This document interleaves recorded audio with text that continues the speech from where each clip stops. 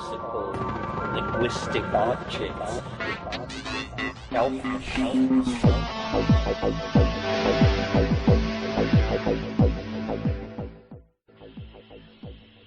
Greetings from Cyberdelic Space. This is Lorenzo, and I'm your host here in the Psychedelic Salon. And today I've got something for you that I suspect that, I think you're going to find it quite fascinating, for one thing. It's a recording of the first part of the morning session of the recent workshop that Bruce Damer and I led at the Esalen Institute near Big Sur, California. As you'll recall, the workshop was titled Terence McKenna, Beyond 2012, and Bruce did all the heavy lifting on the Terence part, while I helped to foster a conversation with the participants about what some of Terence's ideas might mean as we move beyond this insistent 2012 meme. But before I begin, I first want to thank the staff at Esalen, all of whom helped to make it a wonderful weekend, and in particular to those of the staff who were able to join us for the workshop. It really made us all feel as if we too belonged to that very special place. Now, after we assembled in the big yurt on Friday evening, we basically went around the room and everyone said a few things about who they were and why they were at this event. And while that evening conversation was, for me at least, one of the highlights of the weekend, for many reasons it will have to remain private to those of us who were there. It was a very special time and one which I won't forget. Then on Saturday morning, we reassembled around 9:30, and even though many of in our group had stayed up quite late at the baths that night before, everyone made it on time to the start of the session that you're about to hear. And we began with what Bruce Damer called his deep dive into the mind of Terence McKenna, and that's what I'm going to play for you in just a moment. But before I do, I want to prepare you for something that, for quite a few of our fellow saloners, may be somewhat startling news. As you'll hear, Bruce begins with his Ode to Terence, in which you'll hear a number of interesting but somewhat obscure references to aspects of the man McKenna that you may never have considered before. And it has to do with Terence's use of psychedelics, mushrooms in particular. Now, this is actually something that has been known for a long time, but not widely known. In fact, when I first learned this news some time ago, I had to really take a long, hard look at what I was doing by continuing to play the talks by the Bard McKenna here in the salon. But for reasons that I'll come back to after we listen to Bruce's deep dive, I think that my decision to continue promoting the works of Terence McKenna was the correct one. But that's something that you're going to have to decide on your own. Now, rather than keep you in suspense, what I'm going to do right now is to read one paragraph from Dennis McKenna's new book, Brotherhood of the Screaming Abyss. As you know, Dennis was Terence's younger brother and was present at La Chorrera, where Terence first stepped into the role of Terence McKenna, psychedelic hero and godfather of the heroic dose. Now, of those who have known this little secret about Terence for some time now, all seem to agree that this was something that was up to one of Terence's family members to disclose and not us. And so it was an incredible gift that Dennis made when he allowed Bruce and me to read some excerpts from his book, which will be coming out this fall and which will also include many more interesting details about the life of Terence McKenna. However, right now I'm going to read for you one paragraph, the one paragraph, in my opinion, that will no doubt have a significant impact on how you view the legacy of our dearly beloved Terence, the man who, despite his many human traits and flaws, did more to awaken the worldwide vibration of the psychedelic community than any person before or since. At least that's how I see it. So before I play this Saturday morning session, I'm first going to read this important paragraph in Dennis's upcoming book. It reads, and I quote, Terence's pivotal existential crisis came abruptly, sometime in 88 or 89. Everything that happened after that event was fallout. I don't know exactly when it happened, and I don't know exactly what happened. I am piecing it together from what Kat has told me, and she has volunteered few details, and I am reluctant to probe. It happened when they were living for a time on the Big Island, and it was a mushroom trip they shared that was absolutely terrifying for Terence. It was terrifying because, for some reason, the mushroom turned on him. the gentle, wise, humorous mushroom spirit that he had come to know and trust as an ally and teacher, ripped back the facade to reveal an abyss of utter existential despair. Terence kept saying, so Kat told me, that it was, quote, a lack of all meaning, close quote. And this induced panic in Terence, and probably, I speculate, a feeling that he was going mad. He couldn't deal with it. Kat's efforts to reassure him were fruitless. After that experience, he never again took mushrooms, and he took other psychedelics, such as DMT and ayahuasca, only on rare occasions and with great reluctance. End quote. So now let's take a deep dive into the mind of Terence McKenna, and while we didn't actually begin the morning with a soundbite from Terence, I'm going to play one right now to sort of set the mood, because it happens to be a very brief recording of Terence's opening remarks at the beginning of another weekend workshop at Esalen. Everyone's fond of saying that coastlines and forest distributions and all this stuff are fractal. Well, doesn't this imply that there is then a global fractal? There is a fractal dimension which, when you feed it into your computer and wrap the data around a sphere, the continents and oceans of Earth should appear. And in principle, again to the absurd level, you should be able to then telescope in on that portion of this data that is wrapped around the sphere that corresponds to Northern California, and on your computer screen should appear Esalen hung on the cliffs of Big Sur, with us sitting in a room inside discussing the matter. So welcome. This is a very important session for this workshop. I kind of titled this The Deep Dive into Terence McKenna. And what we're trying to do here, because both Lorenzo and I actually have this sense that Terence, when he left, he went somewhere, he went to a kind of a bardo, and he hasn't been released. And this is an attempt to release Terence McKenna from that bardo. And to provoke a lot of thought and discussion, and so you'll see what you think, see what you feel about this. So what I'm going to do is read a newly revamped, with a new hood ornament, Ode to Terence, which I read the first version of in Sierra Madre. And this Ode to Terence was my attempt in sort of poetry to summarize his life, and partly in his language. And it's sort of a veiled reference to a number of things that we had researched, that we had found out that really are important for you to understand who Terence McKenna really was and the struggles he was going through. And then, if I have time, I might read the section of a letter from Terence. I have a very small collection of papers that were not part of the fire that burned his archive, and I might read that, but the key thing is we're going to be reading I'm going to read through some excerpts from Dennis McKenna's upcoming book, and the book is called Brothers of the Screaming Abyss. It's a wonderful project. It was funded by Kickstarter last year, and this is from the first full draft, and he's looking for copy editors, by the way, and anyone who can volunteer to help him build a DVD and a website. So anyone in this room. So BSA excerpts that's what that is. And in the middle of all this, if I don't forget, as a sort of an appreciation and part of the deep dive, we're going to listen to some excerpts from Terence. There will be excerpts from him describing his youth and his childhood, because to understand a man, you must understand what they went through when they were 6 years old, 8 years old, 10 years old. That really is where it's set. And then a little bit of what was unraveling for him in the 90s. And then we'll conclude with the BSA excerpts, and then some love soliloquies from Terence to us, where we really love you, Terence. Why do we love you? Why will we continue to love you? Just listen to these.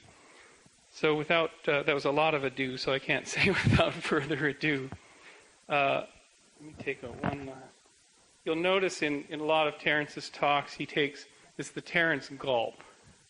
People have complained about it on the podcast. So this is an ode in 5 parts and 5 chapters. First chapter, where did you come from, Terence? You youthful seeker of the weird, of course. From circus freak show Fuzzy Charlie to Eros on the tightrope, strutting just out of reach of death in the big top. The big top came to Paonia, by the way. Amazing stories filled your fuzzy head. The best sci-fi the 50s had to offer invaded your mind with mind machines of alien cities flying overhead on 10-mile diameter Hoover vacuum cleaner covers. As a goggle-eyed nerd kid, you learned the extraordinary discipline of sitting quietly until you could see pictures moving on the back of your eyelids. Seeker of the brilliant opalescent nature of your Colorado home, you hunted agates, jade, and assorted minerals until one spring you spotted a butterfly, the most astonishing thing you had yet seen. Out in the bay, the psychotropic butterfly flew you to a land of beheld iridescent machines. The butterfly then vectored you to the tropics on globe-girdling adventures seeking another place never of this world. Hauling 200 pounds of books to the Seychelles Islands for a peaceable read. Who else would even remotely consider such a thing? Running scared with your hash through the markets of Bombay, you skirted the dominator's immuno-attackers. Finally, parked to the left of the Andes, the Amazon green enfolded your fellowship. You sought black gold, but the elfin shroom bodies of your assigned teacher found you first. Impregnated thus with the adjacent possible, you conjured a cosmology, an anthropology, an eschatology, a numerology, and a technology that saner people wouldn't dare place their life's poker chips on. 2 brothers penned an invisible landscape. 2 O's cultivated a book on growing the teachers so that they could ensporulate the West. Your funny ideas challenged one too many times. You turned away from science and scientists, instead seeking fellow travelers like John D., Whitehead, and others piling up on the pier. In 1982, your ship, the good ship, the HMS Philosophical Gadfly, set sail with a full crew complement for ports unknown, tapes set to record.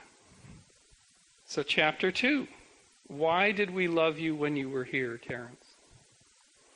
Stories flowed and droves came to your sort of theater, an amazing concoction not seen since the shaman's tales of the Dreamtime. In a time of the drought, you courageously promoted a pathway back to the plant experience. 3 friends formed a trialogue, and your ideas could be floated in a gentlemanly fishbowl. Your voice soothed us, your wordage mesmerized us, your laugh opened us, so that when your flashlight shone on your take on the overmind, we believed. Your silvery Joycean delivery delivered us whole into the vivid weirdness of your extraordinary mind. Who's to know what you really saw on these trips? What was truly seen in slack-jawed, naked astonishment, and what was later polished shinola for the gods and the goods of Blarney? Who's to say your mind was not a unique Copernican instrument, piloting novel, invisible landscapes at the cosmic edge? Omega, Esalen, and other one-worded places beckoned as the gadfly grew into the guru, no matter your abhorrence of the latter. Chapter 3. How did you fare, Terence? In the 1980s, dark thunderheads announced their throaty arrival, yet your course stayed ever truer, to your sense anyway. By 1990, business got scary, your marriage dissolved, and your teacher gave you a frightful licking one night. Terence to teacher. Enough of the dancing mice. Show me what you are for yourself. Brackets, black draperies lift, organs tone, and the awning infinite cracks open. Teacher to Terence. Why did you turn away? Enough of the other. It's time for a dose of self, yourself. The teacher turned on Terence, and he never again returned. Instead, Terence launched on a dubious decade, telling ever taller tales, touting adventures on 5 to 7 dried grams, while living in fear of these very plant medicines. Language and the mind got you all the way to the domed vestibule of the elves, my friend, but as the shamans taught, it is the humble heart that opens the inner sanctum, completing the true hero's journey to healing and wholeness. Shinola shifts to shit, and the existential crisis accelerates. Dennis to Terence. Is it time to pause for a reevaluation?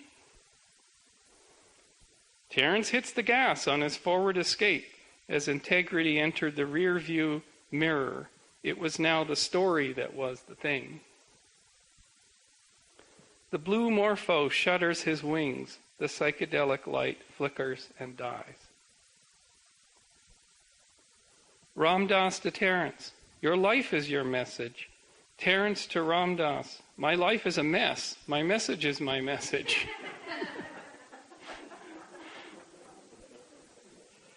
Nominated as the altered statesman, anointed by the good Dr. Leary, and books flying off the presses, your trajectory arced high. Bills to pay and a web to be woven, your public persona had you in its grasp and kept you white-knuckled gripped on the wheel, navigating into ever less chartered waters. A date in 2012 lay shimmering on screen as Time Wave Zero code came to life, but it was destined to languish in the bardo of scientific non-falsifiability. I'll explain that later. Your fellow trialoguers one day drew a line in the sand as the stories started to drag anchor. Ralph to Terence. That is a paranoid fantasy. Overtoning made you into a performer, and you gloriously peaked in late '98. But by then, your personal singularity was barreling toward you. You began to experience dreams that were un-Englishable. And for you, this is really saying something. By early '99, we saw the fatigue of too many trips, this would be airplane trips, inscribed in your face. And unbeknownst to us, you were heading for one more encounter with the teacher. On the eve of your concrescence, I was honored to guide you as Avatar Zone Ghost to take a dip into the language-built virtual worlds of cyberspace, your last taste of tech novelty. Chapter 4. Where did you go, Terence? The teacher announced its return one cruel day in May. The doctor's ironic observation on the shroom shape of your tumor kicked off your descent into the ultimate experience of novelty. Y2K and your surgeries came and went without a hitch, so the end of the world fell from favor, but you still had your date with the forward escape. On April 3rd, your final boundary dissolution was at hand and almost too late. Mind disintegrating, your heart forced its way open, gifting you the ultimate wisdom of the teaching plants, and of this and any world, it's all about love. So, Terence, teller of Irish tales, we love you. We are still here. It's 2012, and in some sense, your year. And yes, we kept breathing. But where did you go? Did you end up so stuck in the muck, the transcendental object could not even pull you out? Did the mushroom wave come for you 10 miles wide and sweep you away? Did the saucer ship pick you up on the pier and ply the star matrix to the elfin Greyhaven's luxury condo complex? In a dream with you in '99 in Hawaii, I saw you unfold yourself and step into an elf-piloted, plush-seated, bejeweled Fabergé egg, which carried you up through the azure veil. When told of this vision, you said, "Ah, the getaway car." Chapter 5, we have brought you back, Terence. Years later in dreams, you returned to me and to others in many guises. An electrical short, or the elves, or whatever, took your archives from us in the fire of '07. So Lorenzo and I and many others got going and got together in a project to put you back together and make sense of the whole. Piece by piece, the psychedelic bard McKenna was reconstituted in cyberspace. So now we look back, and if your journey was only partially completed, your business left unfinished, and yourself half-baked, what is left? What the heck? Today we summon you back to life here at Esalen, a place in which you were beloved. It held court in yurts, hot tubs, lawns, and big houses. Before you departed, we were planning a workshop together in this very place so I could return and do them myself, so you said.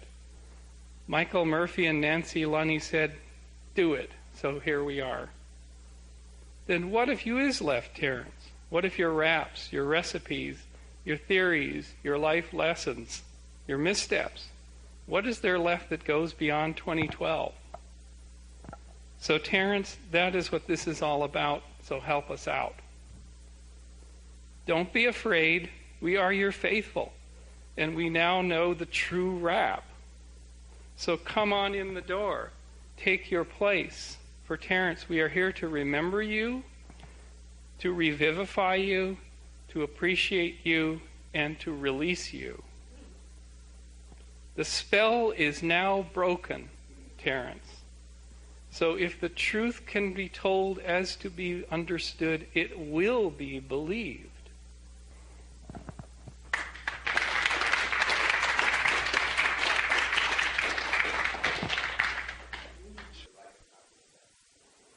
So I'm actually going to put the very voice, this is where Terence lives now, in cyberspace.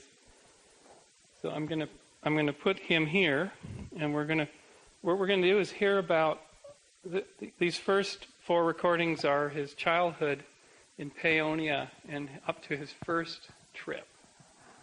And I don't know if you've ever heard this. So this was recorded at the Ojai Foundation back in the early 90s under the teaching tree, if any of you were there at that time. But this will kind of give you an idea of that this man, he had an absolutely unique mind. And the unique mind was from birth, from his Irish heritage, from his neocortex structure, something like that. But he also trained for this job. He really trained from a very early childhood. And if you listen to this, you'll see how it went together. So are we ready? Good? I never imagined that I would end up sitting in this position and pontificating on the nature of life and history and global human destiny. My interest in fossils, I remember I had an uncle who gave me a book when I was about 8 years old of fossils, and it had one of those charts in the front of it where it shows 5 billion years, and then the last half inch is expanded to the next column, and then the last half inch is expanded to the next column. And so I saw that human history was a hairline crack at the bottom of the column furthest to the right. And I got the concept of how old, not the universe, but the Earth is. And it was a dizzying perspective. And then I had an uncle who was an old rock hound, And he introduced me to the concept of not splitting apart strata to see ancient forms of life, but slicing rocks up and polishing them to reveal the light and the color and sometimes the crystal cavities that were hidden inside them. And so very early on, I got this idea that the surface of things is not where attention should rest. That you have to, as Ahab tells Starbuck in Moby Dick, you have to seek the little lower layer. And under the surface of things is another reality, a reality that reaches, in some cases, back to the birth of the planet.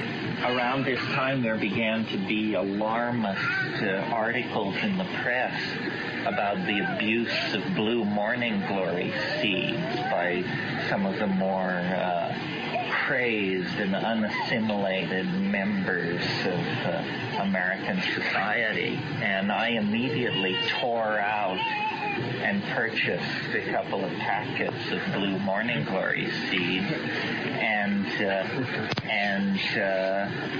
then noticed that the leaves imprinted in the fabric of the drapes in the living room all seemed to have little faces and were dancing.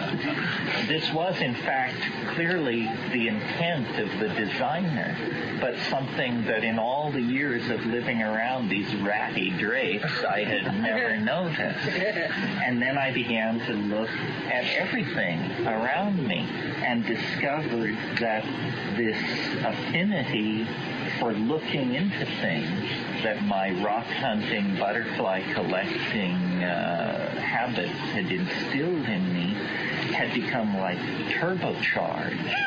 And swimming in the depths of polished stones, ponds, the ditch running down the back of the backyard were myriads of worlds.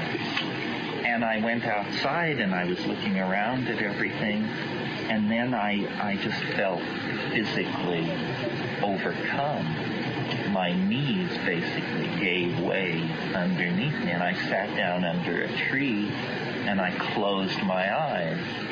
And my life has never been the same since, because there, waiting behind closed eyelids, were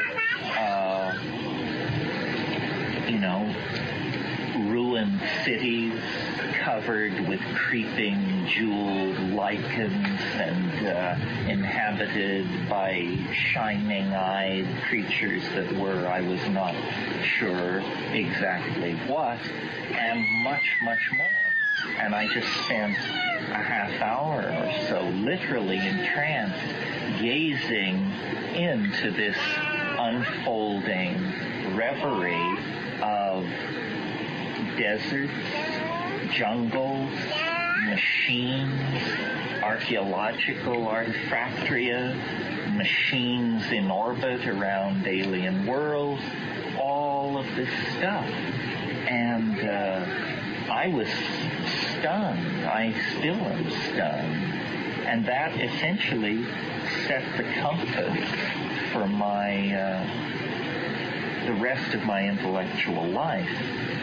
I didn't understand really what had happened. In other words, I didn't clearly get it that this was a trip and that it was induced by the psychedelic. I understood something of that, but I thought also it must be unique. It must be my mood, my expectation. Or surely this cannot happen on demand through the simple act of eating morning glory seeds being sold at 35 cents a pack down at the hardware store. And so then I began to ask questions, and I quickly discovered it was a mistake. So I went to Huxley and read more carefully. saw that he was working from the early of Havelock Ellis, Weir Mitchell, Fitzhugh Ludlow. It turned out that this whole tradition, albeit an underground tradition in Western intellectual or aesthetic sense, based around the perturbation of consciousness with substances. So this is his formative experience. This is age 14, 15, before he moved out to Berkeley. And this is in Paonia, where you could buy Blue Morning Glory seeds for 35 cents a pack at the hardware store. But you can see in here his whole cosmology, his whole worldview, his structure of his life just came to him, including the fact that he had been reading Huxley and he'd been starting to read. This man read so much by the time he was 15. He'd done his 10,000 hours in this stuff. So then he went back into history. Who studied this before? How did they write about it? So you can see Terence McKenna formed whole at age 14 or 15. This is why in his late 20s, when he comes out and does that first conference, when you hear his earliest talks, I think Lorenzo would agree with this, it's the full Terence. There is no maturing Terence or immature Terence. It is there. And there's one very early recording from 82 that we suspect was done in someone's home because we hear screaming kids, and it might have been Finn screaming, we don't know. But basically somebody put a microphone in front of him and said, do the UFO thing. We're going to record it. And even that primordial early recording is a fully formed Terence, fully formed mind, beautiful presentation. Everything is there. And in fact, there are a lot of things in the earlier recordings that disappear in the later ones. That you can mine his earlier work for new ideas, and that's rare in an intellectual. Next, I'm going to play, and these will have to be cranked up a little bit. So in the ode, this is a kind of an unraveling of the ode for you to sort of interpret it. This is from a famous trial. Well, they're all famous, but the trialogue of 1998 at UC Santa Cruz. And in the movie yesterday, you could see the picture of Ralph and Rupert and Terence on stage. That's from that trialogue from UC Santa Cruz. And this is where, and I've spoken with Ralph about this event. This is where both Rupert and Ralph said, enough. We're drawing the line in the sand. This stuff has just become elaborated and elaborated and elaborated over the last 10 years, and to the point where we just can't really entertain this anymore. And so this is where they kind of, in a gentlemanly fishbowl, they start to do this. And poor Terence is so caught off guard. But then, of course, he recovers beautifully and tells a joke and whatnot. But this is where his best buddies were saying, we're not buying it anymore. So let's give a listen to this. If I'm right, we may be in the first few years of an endless prosperity, because our machines, our models, and the data those machines need is now of such high quality that there won't be crash, bust cycles. Now, we could pick up the newspaper tomorrow and prove me wrong, but this thing has already I'll prove you wrong today. outlived itself. So you say. And computers will be built in these realities. Virtual computers will be the source of the AI, not real hardware, but virtual hardware running virtual code in virtual realities. And in that domain, well, maybe, but that's a complete fantasy. As a matter of fact, all the machines that we've seen today require maintenance by a human on a daily basis. The software requires maintenance. The hardware requires maintenance. The parts simply wear out. There are moving parts. Virtual reality, Internet, seen as one machine, was built to be indestructible. The AI will not be located on a CPU. It will be a distributed intelligence. If 14 people worldwide, the right 14 people, decided to stop repairing it, the World Wide Web would go down in 3 days. I'm glad that we have arrived now at the field of science fiction and fantasy, and that we can speak about alternative futures, which is the true gist of science fiction and fantasy. And this is one possible future, and I think it's a really paranoid one, in which the alien is a dangerous enemy. I've heard different McKenna versions of this controlling intelligence over the years, and this is the first time I've heard it embodied in the internet. I mean, I agree that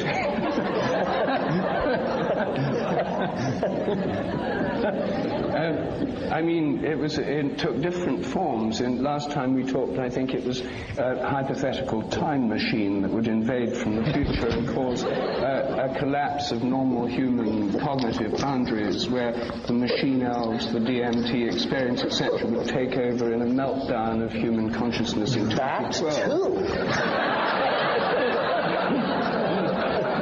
Terence, one point, you've probably got an answer for this, and if not, you'll soon think of one. So I think it's trickier than you think, and harder to corner me than you may suppose. All right, well, that was a mere comment on your aside about 20 years. I never expected to hear that phrase from you, but I now realize that there are such complexities layered in that. Well, I have to build in trapdoors because we're getting closer and closer. But the interesting thing about this is that life, therefore, can be digitally defined. Every day up in Silicon Valley, there are people who go happily to work, laboring on what they call the great work. And the great work, as defined by these people, is the handing over of the drama of intelligent evolution to entities sufficiently intelligent to appreciate that drama. And they all are what we might mistake for home appliances if we weren't paying attention. It's been observing, it's been watching, it's been designing, and wouldn't it be a wonderful thing if the occasion of the millennium were the occasion for it to just step forward on the stage of human awareness and say, I am now with you. I am here. I am the partner you never suspected. And here's the kind of world I think we should move forward toward. Well, I think we're on the cusp. I agree with you. I think in 5 years, if we sit down and have this conversation, either you will agree with me effortlessly, or I will agree with you effortlessly. By that time, it will be clear. Either there will have been catastrophic wars in Asia, the enormous collapse of economies spreading misery to millions of people, or the firm hand of these new global electronic modalities will have been exposed, and people will be living in a world of, as you say, rosy expectations. We're in the narrow neck. This is the heat of battle. The fog of war has descended upon us here at the millennium. But by 2002, 2003, it will be clear that that the bifurcation has gone one way or another. In spite of the fact that it seems very contentious down here on the stage at the moment, in a way I have a feeling it's an artificial setup. For guys like us, the name of the game is to just be a little bit ahead of everybody else on the curve so that we can perform our function as prophet. But you want to be a prophet, not a false prophet. But the danger comes with the ambition, and there's no way to tease them apart except to live into the future. Now we're going to go into the deepest of the deep dive, and we're going to hear a short, very noisy telephone interview Peter Gorman interviewing Dennis McKenna, Terence's brother, in 1993. And I probably took the noisiest version, I'm sorry. And in this, and this is 1993, his brother, and actually if you read the foreword to Invisible Landscape to this edition, his brother's already basically saying, listen, take this all with a grain of salt, what happened at La Churra, we were kids, we've grown up, etc., etc. But this is where Dennis is starting to come out, and this is all in the public. It was all, it was for the special issue, and it's been out, 15, 16 years. But we'll have to turn the volume down a bit. But this is where the unraveling is sort of starting with Dennis. Guy who can pack the houses every time, I feel has a larger responsibility to the psychedelic community to refrain from making these completely off-the-wall comments, and to actually tell it like it is, not how he imagines it to be. And of course, the other side of it is people go to hear the off-the-wall comments. That's what they're there to hear. I think people should view it as theater and not as, someone pronouncing truth necessarily. I mean, I'm sure that Terence views it as theater. I can't believe that he takes what he says seriously. I mean, I can tell you that he doesn't. Much of what he says it because it's going to get a rise out of somebody. He's always been that way. I mean, never let the fact get in the way of a provocative statement. I mean, the provocative statement is the important thing. If the facts happen to disagree with it, well, then, we'll just ignore those. It's kind of like Murphy's Law, I think, or not Murphy's Law, but one of those similar laws of science, people say jokingly, if the facts fail to agree with the theory, they must be disposed of. And that's sort of Terence's approach to these. Which I think is unfortunate, actually, because the story itself is far out enough. You don't really have to distort the facts or invoke, elf machines from Dimension X to make it far out. But so to cap this off with our exploration deep into the depths of this matter, I'm going to read you some excerpts from the book, and these are Dennis's words, and I must say to you, they're written totally with love and respect from Dennis. And he'll write one section, and then he'll write why he feels he has to do this, and then that he loves his bro. He always says, listen, I love my bro. Don't misunderstand it. To some huge extent, this is Dennis's, it's a purgative experience for him, in the great ayahuasca sense of it. Dennis followed the ayahuasca path, and this is a huge purging for him. And I think collectively with our community, it's going to be for us too. And I've read this to a very few people, but there was a young man of the generation in the 20s. I read this to a couple of days ago as a kind of rehearsal, and he said, release and relief. I'm relieved to hear this. And this tears down the cartoon of Terence McKenna, and behind that you can see the man. So with that, I'll start with a funny, we may go a little over our time, but I'll start with a kind of a funny childhood thing, as got plenty of time.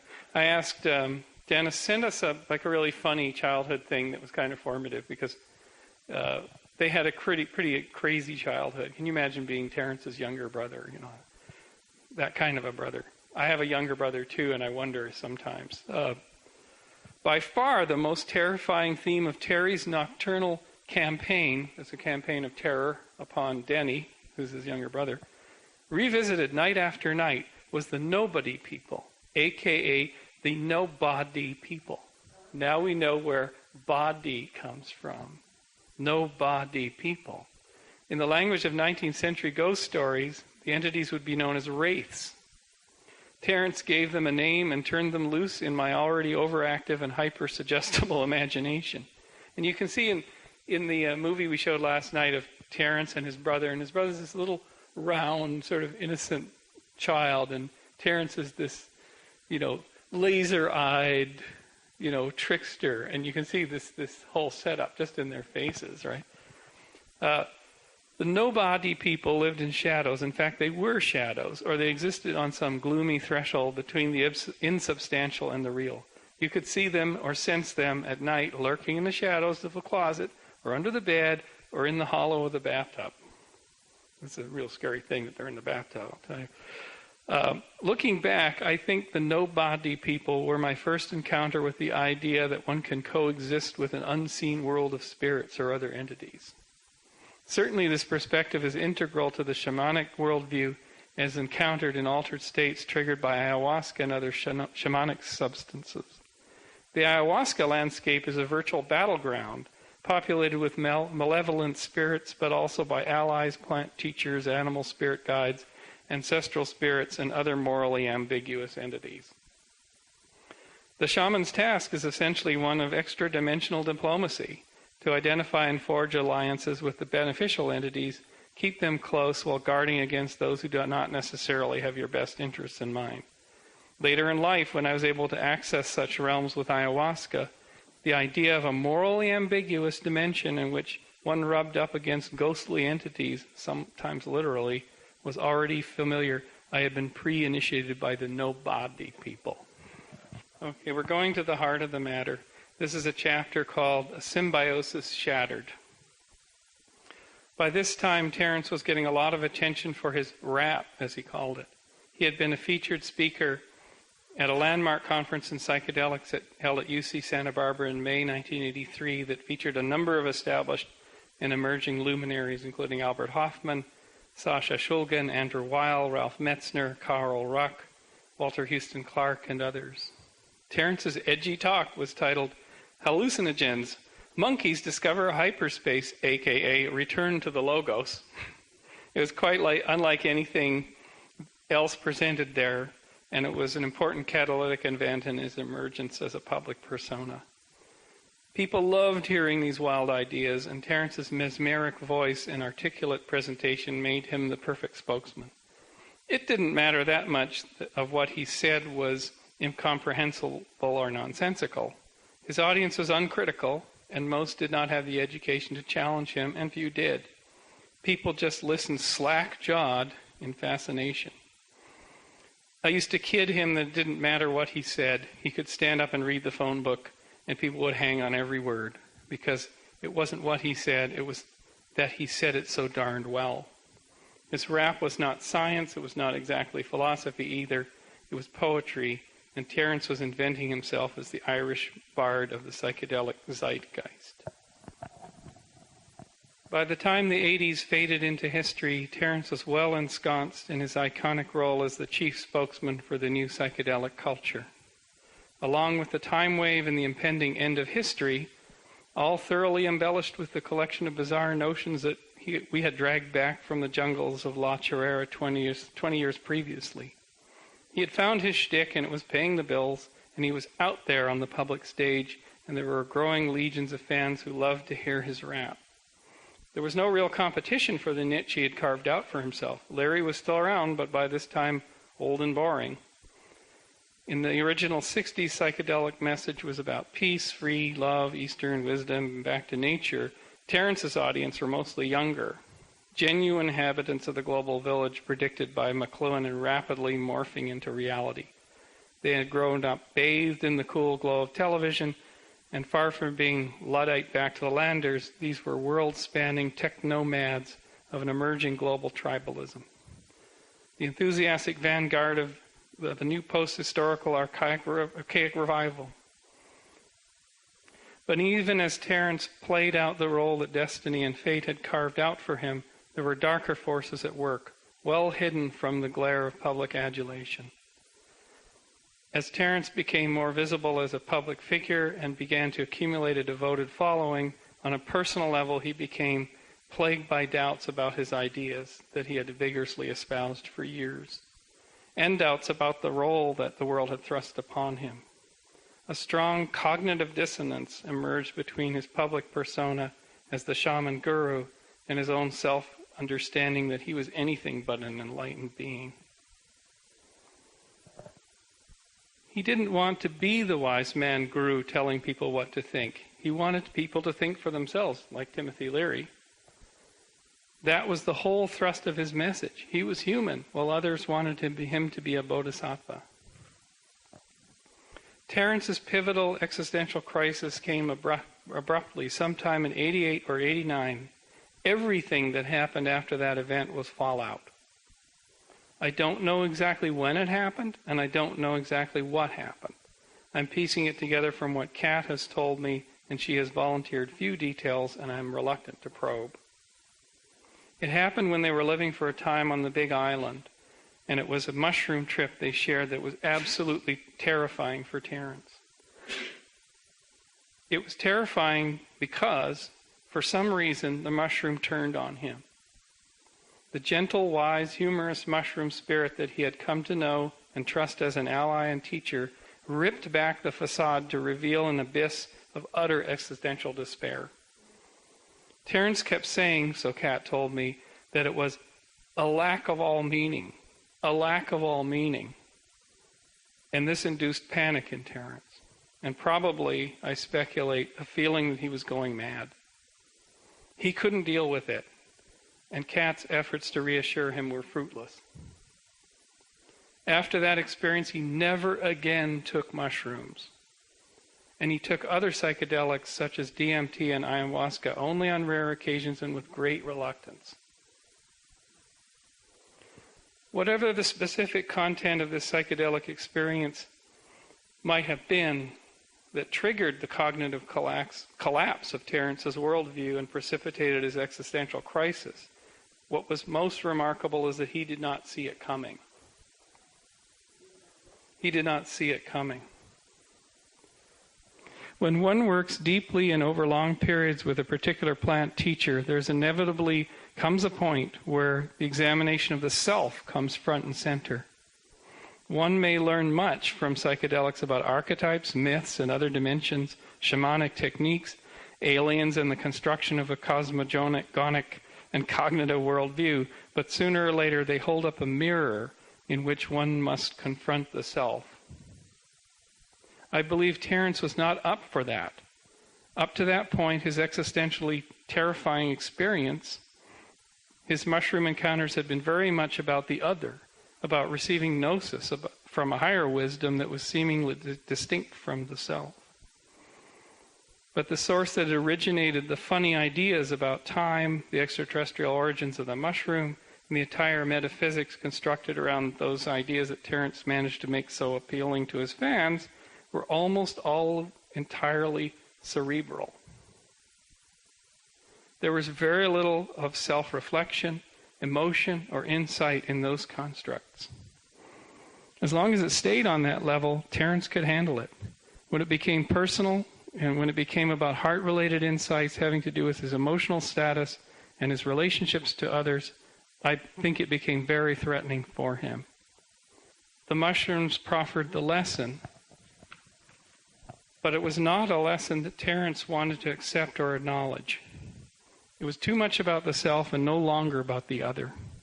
Since earliest childhood, ever since the incident in the sandbox when Terence erected an emotional wall between himself and our father, Terence had been concerned to protect himself from almost all emotional entanglements as a strategy for self-preservation. When the mushrooms kicked that wall down and forced him to confront his emotional alienation, the old reactive defense mechanisms were activated and he could no longer bring himself to face it.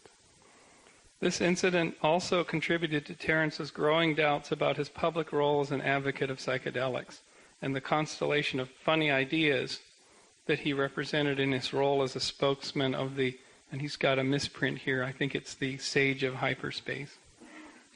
The trickster mushroom had betrayed him. He could no longer take them, and the prospect of what they might present him was too terrifying. Yet there he was, in the public position of being the new Timothy Leary, the explorer psychonaut who was supposedly plunging down the rabbit hole every weekend.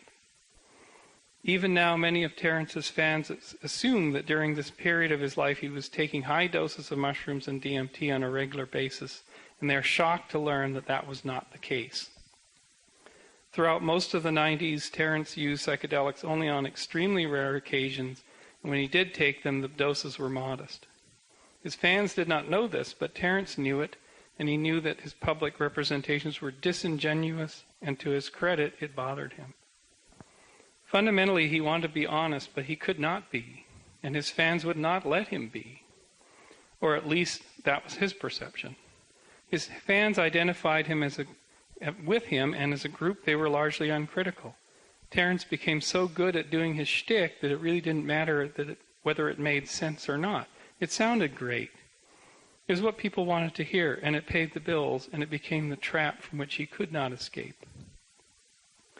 On the rare occasions when someone did rise up to question the tenets of the faith, as the mathematician Matthew Watkins did with Terence in the time wave in 1996, rather than stimulate a thoughtful, productive intellectual exchange that might have refined and extended the concepts, that led to public ridicule in the form of a vicious personal attacks on the questioner as other members of the fan base piled on.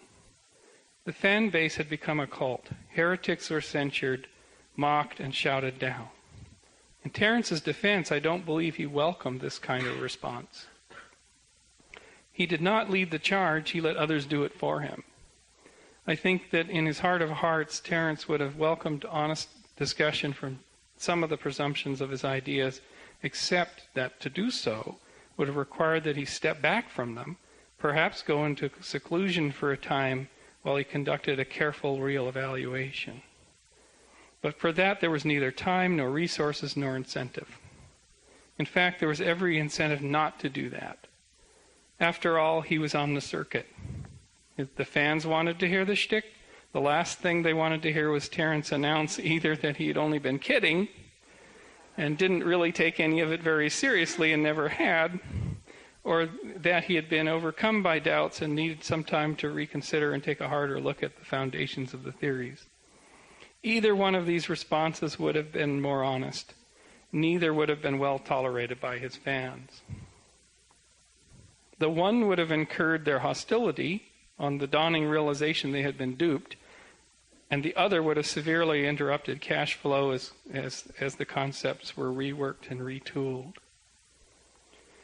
Whatever had driven him in the months and the years following La Chirera to write extended screeds in crabbed microscopic script and to construct the heavily annotated hand-drawn graphs of time had long since left. He was no longer in the grip of the logos. After all, he was on the circuit, and there were plenty of adulating fans, many attractive young women, a surfeit of pleasing venues, good money, good food, love and admiration, all in response to what came naturally and effortlessly, the rap, the shtick. What's not to like? Why piss away a good gig? The problem with this is that he didn't really believe much anymore in the shtick or the concepts he purported to represent. He couldn't or wouldn't take psychedelics again to get recharged, perhaps to recover thereby some of the belief and passion. As a result, he became disillusioned with himself and with his fans. He could no longer be honest with either himself or his fans, and this led to a further cognitive dissonance. He began to feel even more like a fraud than ever, and he became quite depressed. He became trapped in his own public persona, like a caged performer on stage. In response, he gradually lost respect for his fans. In rereading the passage above, I have to say it comes off as a bit harsh and critical, in a way that is perhaps unfair to Terence or to his fans. Not everything that Terence said in his public utterances was nonsense or made-up fabrications that sounded good and that had no real logical validity, but not all or even most of Terence's fans were gullible, unquestioning disciples. Terence was at his best when he spoke on topics that were not directly related to the time wave or psychedelics. He was an astute observer and an incisive commentator on contemporary culture. He was prescient about many of the social, historical, and technological forces that were creating and are creating our post-millennial world.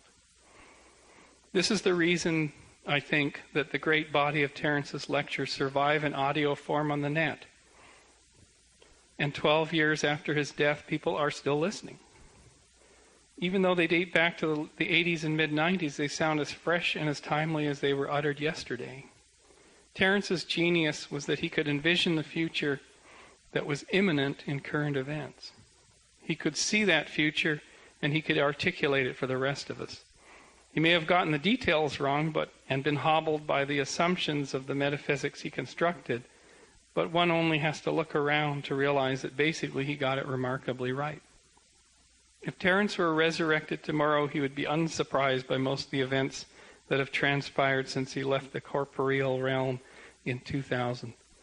He would have equally incisive observations and speculations about the future and how it is manifesting now and will unfold over the decades of the 21st century. Over the years since Terence died, I have been contacted by many people, most of them young, who tell me they owe Terence for everything they have learned, and that the subjects he discussed were more relevant to them than any other part of their educations. This is an enormous compliment to Terence and his talents. He had every right to feel proud of that, and I hope he did. Terence gave people permission to think and to explore consciousness and to entertain funny ideas. Terence, by example, taught it is fun to exercise the imagination.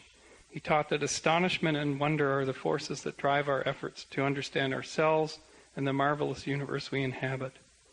No matter how much we think we understand, there is always infinitely more to be understood. One of his favorite quotes from J.B.S. Haldane, who said, "My suspicion is that the universe is not only queerer than we suppose, but queerer than we can suppose." Terence reveled in this insight, and it is more true today than when Haldane first wrote it in 1927. And I think something came up this morning, just to sort of wrap this up. It sort of ties the vision that I had when I wrote the ode together with this piece here and it's something that we've sort of seen and talked about over the years. So in 88 or 89, Terence came up against that door, other self, and turned away from the door, heart closed. A lot of things were happening in his life at that time that probably made this exquisitely difficult for him, this one particular mushroom trip. So if one was to think of the mushroom as an entity, as an intelligence, especially so engaged with Terence, it was his teacher, it found him in La Chirera. That mushroom, he's a lifetime sufferer of migraine headaches, and you think, my sister died of a very massive brain tumor when she was 31, and so I went through this in the family, this brain tumor the size of a grapefruit, kind of a thing, which I think Terence was in that class. But when he went to the hospital in Honolulu, the surgeon came out and said, "You're going to find this ironic, but look at the shape of this tumor." And it was clearly the shape of a mushroom. So at breakfast this morning, we were having a little talk, and it sort of popped into our heads that, if the mushroom could not get this man's heart open in the way that it is used to doing, which is to throw you into the bardo and into the terror until you crack, until you the only place you can reach for is love, which he couldn't grasp in 1988. It was going to do this for him. And the way it did this was it grew inside his mind. And it consumed.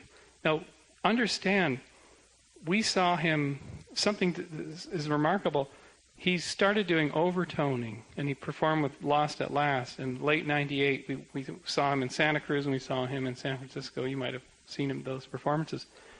He was so much the elf. When he hit that performer's thing, it was almost like Terence was sort of completing.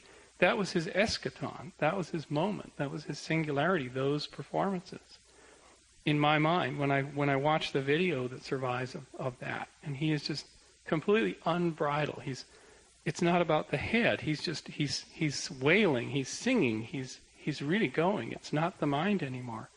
Well, at that time, this tumor was massive. Can you imagine?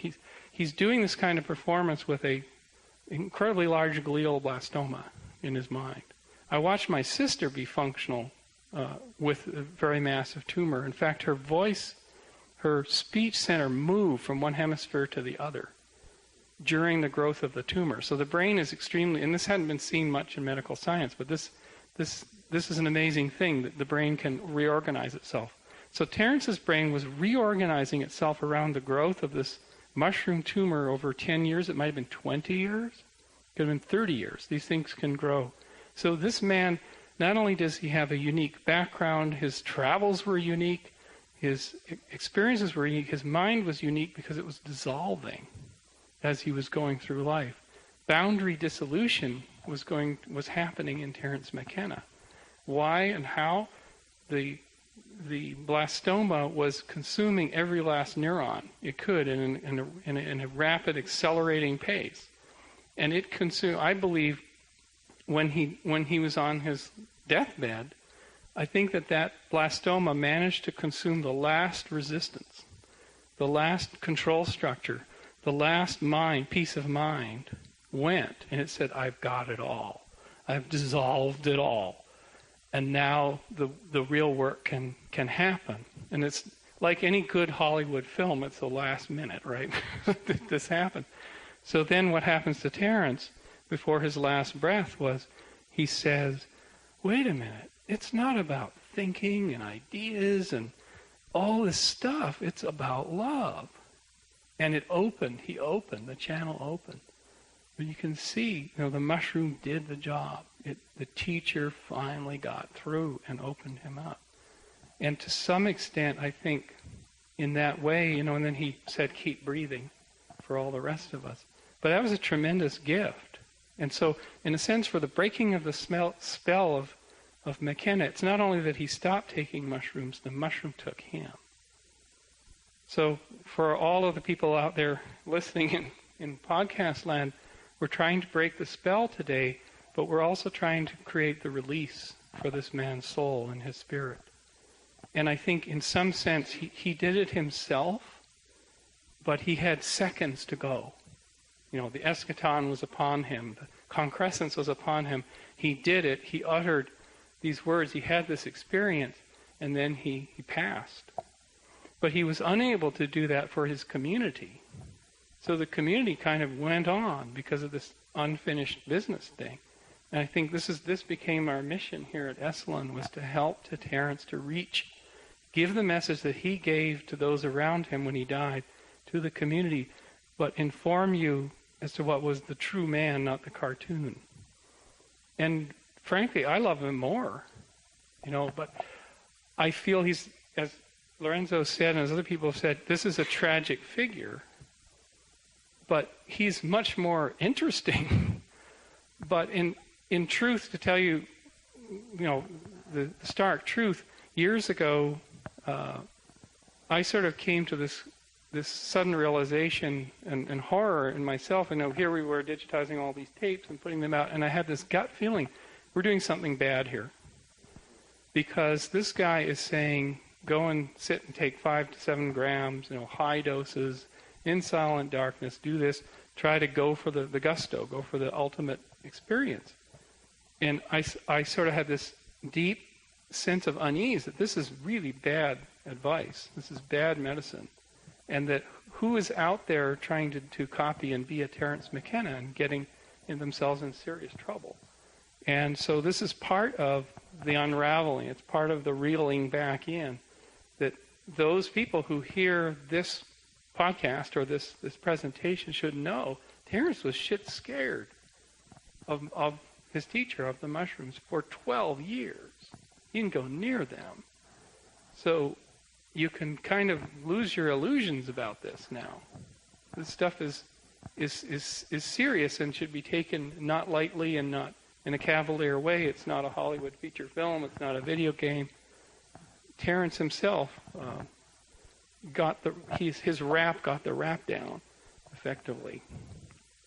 I've just got a few things, and we'll just play them till we run out of time. But This is my sort of other ode to Terence, why we love this man, why this man's so inspirational and has helped so many people break out of isolation. They're living in an isolated place. They think they're weird, and they find this man, and it opens up a whole world to them of literature and ideas and alternate thinking, and not being alone, the others. And these are just some wonderful tracks that you probably all heard, but they're, in a sense, my love and appreciation to you, Terence, for giving us these for all time. Now technology throws a curve, and the curve is that we live so long that we figure out what a scam this is. We figure out that what you're supposed to work for isn't worth having. We figure out that our politicians are buffoons. We figure out that professional scientists are reputation-building, grab-tailing weasels. We discover that all organizations are corrupted by ambition. You get the picture. We figure it out. Well, then, as intellectuals, and anybody who figures it out is an intellectual, believe me, because they're slinging the programming to push you the other way. So then intellectuals, defined as people who figure it out, discover that you are alienated. That's what figuring it out means. It means you understand that the BMW, the Harvard degree, this whatever it is, that this is all baloney and manipulated and hyped, and that mostly you have a bunch of clueless people who are figuring out which fork they should use. But this position is presented as alienation and therefore somehow tinged with the potential for pathology. It's a bad thing to be alienated. Now let's speak for a moment, in order to fulfill the promise read in the introduction, about psychedelics. And what are they doing in this fine situation? Well, what they're doing is forcing this maturation process by dissolving boundaries, which is what they do. There is a mind, and you can perturb it. I mean, think about, I don't think you could discover consciousness if you didn't perturb it, because, as Marshall McLuhan said, whoever discovered water, it certainly wasn't a fish. Well, we are fish swimming in consciousness, and yet we know it's there. Well, the reason we know it's there is because if you perturb it, then you see it. And you perturb it by perturbing the engine which generates it, which is the mind-brain system resting behind your eyebrows. This question, is there cause for optimism? The answer is it depends on where you placed your bets. If you placed your bets on male-dominated institutions based on consumer fetishism, propaganda, classism, and materialism, then God help you, you should call your broker. If, on the other hand, you've recognized that a lifeboat strategy is involved here, that what is really important is empowering personal experience, backing off from consumer object fetishism, freeing the mind, empowering the imagination, then in that case, I think you can feel pretty good about what is going on. What understanding and imagination in the light of nature argues for is the presence and reemergence of the awareness of spirit in the world. This is what the so-called and long-heralded paradigm shift is all about. There is a barrier, a place in the process of going to sleep that is like a mercurial edge. It's a river. It's a zone of hypnagogia. You often pass through it post-orgasm. It's a place of drifting amoeboid-colored after-image lights, and then true hallucination. images, strange, transcendental or transpersonal images. To contact the cosmic giggle, to have the flow of casuistry begin to give off synchronistic ripples, white caps in the billows of the coincidental ether, if you will. I have always had a relationship to nature which I pretty much took for granted, but perhaps it was more intense and somewhat unique than most people's. I grew up in a small town in Colorado. I was very early into being a rock hound and then a butterfly collector. I had no interest in stamps or baseball cards or anything like that. It was always natural objects. And the attraction of tropical butterflies was the exuberant expanse of color, the affirmation of the patterned richness of the universe that was seen to be thrown out like a spark by these things. And eventually I pursued it quite far and was for some time a professional butterfly collector in tropical Indonesia in a pre-Buddhist incarnation. And this search for iridescence thrown off by nature, seen first in the glint of metallic ore crystals, and then in the colorful expanse of butterflies, and then in tropical fish, reached a kind of apotheosis with the discovery of the psychedelic plant hallucinogens, where suddenly the color, the flash, the iridescence was not 2 or 3 dimensional, but it was multidimensional. It was inside one, outside one. It was like the ultimate tropical aquarium, the ultimate butterfly cabinet, the ultimate mineral show. And if we have any time, there are 4 pieces from the last interview by Eric Davis, a person of great wisdom that I've come to respect a lot, Alicia Danforth, who many of you know, who worked with Charlie Grove as well, actually after Mary C. She was Mary C. recruited for Charlie. She says, look, the time of the guru, whether it be psychedelic or consciousness or whatnot, mostly white male, sitting on a stage prognosticating is over. It's just over. We need to be in a circle, and we need to be discussing as a community and building a consensus and building everything jointly. We've got to get away from this other model. So, do you want to hear a few more? Okay. Okay, so these are from Eric. Eric Davis went to visit Terrence in November, early December 1999, and he was on heavy medications. He had the operation. He had had the gamma knife procedure, and he's just as lucid as ever. He's a little slowed down, but it's amazing. His head was shaved, and he was thin, and he had to lift his legs to get upstairs. It was really it's heartfully sad to see him unable to get up the steps. But these are just 4 pieces from there I thought it's just really his last word.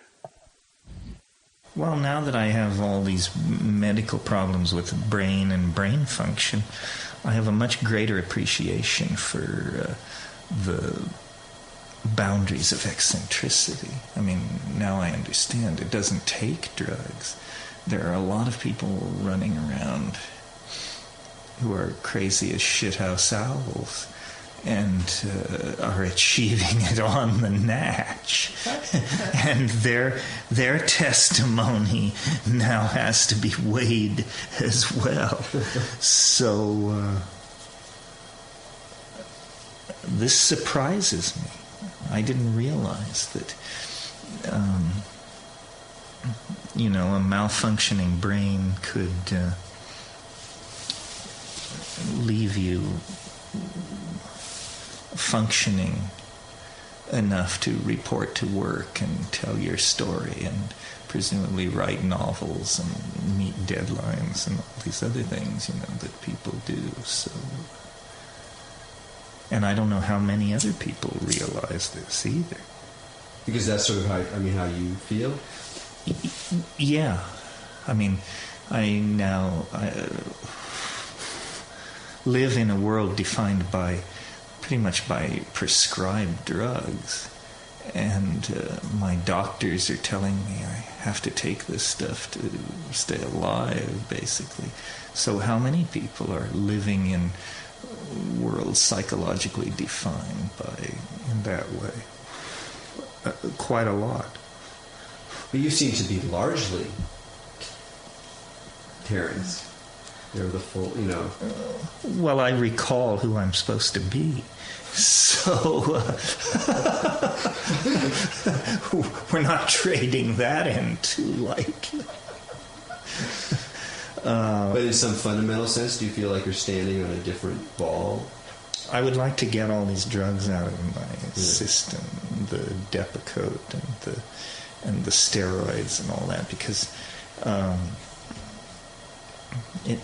it makes mentally moving on a level surface feel like walking uphill, So, and these are mild drugs I take. These are not. What about the people who've been diagnosed schizophrenic or bipolar this or something? I mean, what are these people taking, and what is it making them think about reality? Well, but you've taken serotonin reuptake inhibitors, haven't you? You mean like Prozac? Yeah. Yeah, but those are designed to help you out. These other things, all you deal with is side effects. Oh yeah. It's a different thing. I thought you were talking more about, but schizophrenia, don't they treat with all sorts of neurotransmitter modulating drugs, which presumably are there to help them out? Well, they're to help them out. The way that they may be there to help the rest of us out. Like, for instance, this drug I take, Depakote, the first thing that it supposedly deals with is mania. Well, I'm taking a drug for mania. I don't have mania. Do I? Did I? Would I? Should I? Will I? Could I? Do I want to? And so forth and so on. So. You didn't feel you had any bit of mania in you before? At times I've been accused of mania, but by idiots.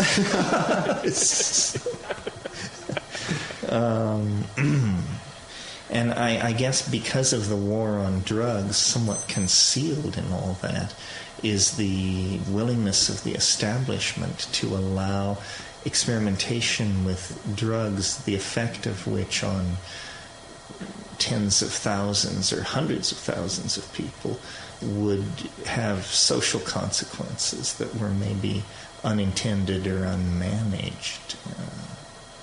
Yeah, I'll say. Yeah. What about the communications that come in from either the extraterrestrial, quote-unquote, or seeming, or the technological world? Well, obviously it requires discrimination to figure out. You can't believe everything you hear. The demons are of many kinds. Some are made of ions, some of mind. The ones of DMT you'll find stutter often and are blind. Just because something can talk doesn't mean it isn't selling you something you may not want to hear. Right. Now, that time in that phrase, you said the ones on DMT can be, but I've also heard you say ketamine there. The ones on ketamine. Have I said that about ketamine? Yeah. We need to control me a little more tightly, I think. If you look at, what we're building with VR, what's just around the corner with these kind of three-dimensional interactive spaces and avatars, and imagine a culture that's more and more based on that kind of interaction.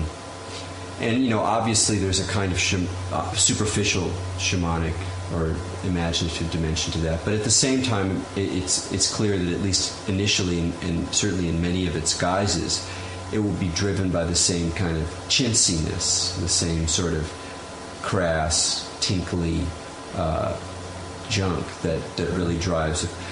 How do you think it's just going to naturally evolve such that a kind of deeper shamanic world, or at least shamanic analog, will emerge in virtual reality, or does it actually require some real creative work to seed it? It requires creative work. It requires that the people who build these realities understand how subtle what they're up against is, and not abandon a commitment to realism. The trick to making the shamanic world, virtual world, compelling is to fairly and truly convey it. So you can't cut corners, you can't fake it. So animation and the rules of Vermal and all this stuff have to be faithfully executed so that this stuff really does blow people's minds, so that people see, well, the human imagination is large enough to accommodate the human soul. It doesn't leave you feeling like you're wearing too tight a pair of shoes. And that's the dangers. It just becomes kind of a too formulaic, too easy. Not that the software couldn't use some improvement, but I don't want it to become so easy to produce these virtual realities that there's no attention to detail or no sense of accomplishment in doing it. How has a lifetime of psychedelic use, an adult lifetime, teenage, sort of set you up for facing death? Well, I guess it leads you to the idea that things are probably more complicated than you can suppose. Therefore, supposition is not to be trusted. So, in other words, given how weird life has been, why rush to prejudge death? It's bound to be mighty strange. Life was mighty strange. And I'm curious. I don't think anybody would be curious. I mean, it's an interesting situation to be told that you have a very limited amount of life, death, because it composes your mind for you wonderfully. And you start paying attention, asking the questions, and I have no insight into what it will be, but I suspect it isn't what anybody thinks it is.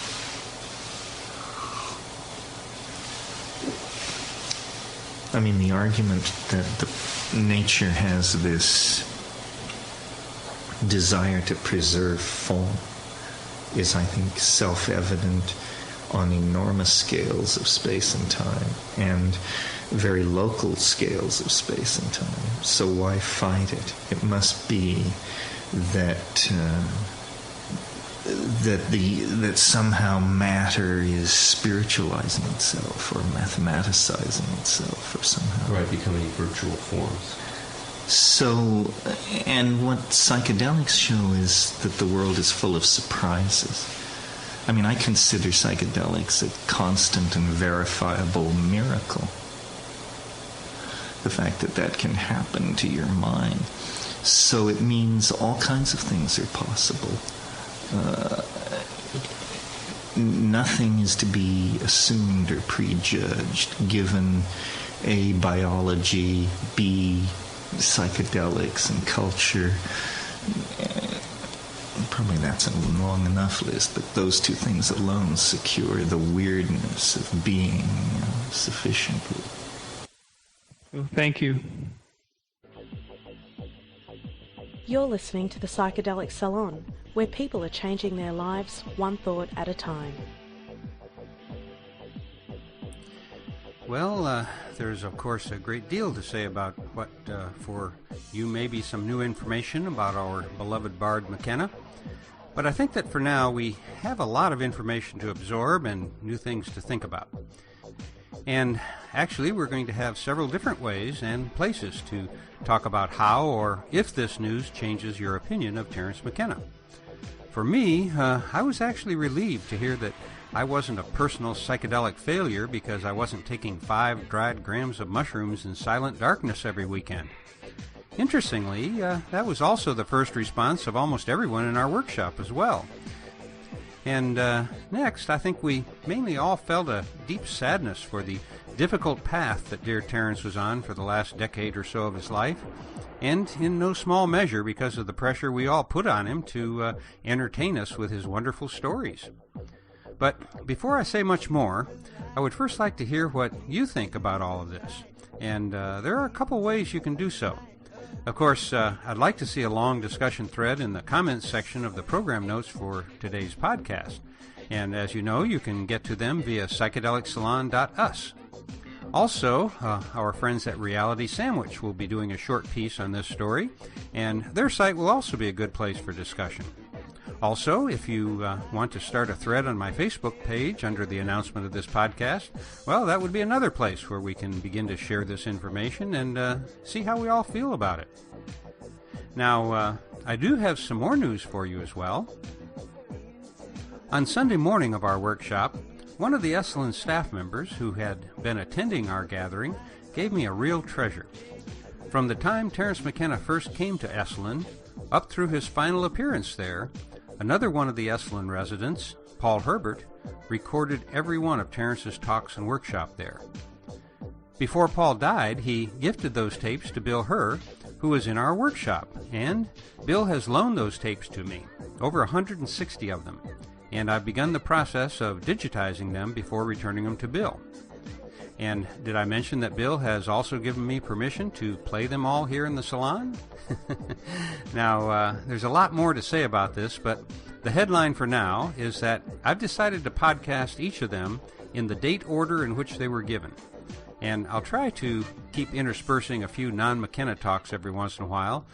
But for the next year or so, I'm afraid that those fellow saloners who already think that I played too many of Terence's lectures, well, I'm sorry, but besides the fact that I want to listen to them all in order now myself, I also feel a strange sense of responsibility to create as complete an audio archive as possible to honor not just Terence McKenna, but also the late Paul Herbert as well. And you'll be hearing more about Paul as I begin playing the tapes from his collection. So, to the young man who recently wrote to say that the salon already had enough McKenna, Leary, and the Occupy movement, well, it looks like you may have to find another podcast to keep you company because, for some strange reason, I now feel a sort of an obligation or a duty to podcast a more organized and definitive look into the mind of the gifted, mesmerizing, and very human being who is called Terence McKenna. And for now, this is Lorenzo signing off from Cyberdelic Space. Be well, my friends.